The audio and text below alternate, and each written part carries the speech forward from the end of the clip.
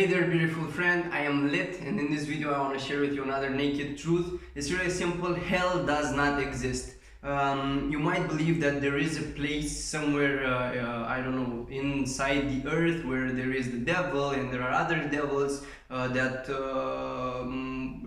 will punish you for eternity if you do sins.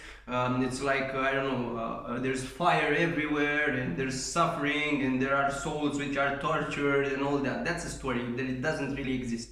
It doesn't exist. Like hell is actually just a state of mind.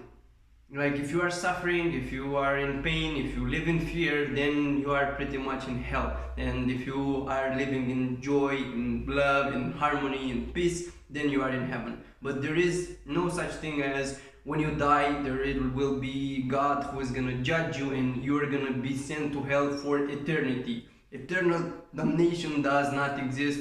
It only exists if you want to. If you just, I don't know, want to, you can have it. But you will not be pushed to do this. You will not be forced into this. Yeah.